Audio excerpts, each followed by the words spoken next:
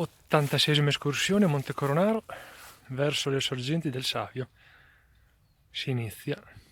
Arrivati al bivio per le sorgenti del Savio, percorso 141, siamo partiti da 900 metri, siamo arrivati a 1100, 250 metri in salita, abbiamo beccato anche un cervo, daino, quello che sia. Naturalmente correva, è impossibile foto video.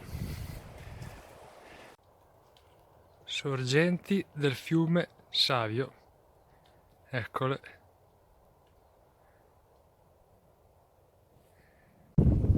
Arrivati, fiume Savio.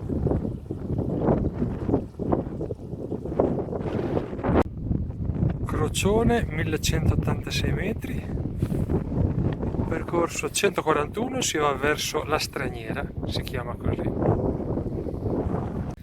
Verso la Madonnina del Crestone, percorso 00, qui fortunatamente non tira vento, ma prima ne tirava un bel po', infatti era freschino. Calanchi, zona Balze.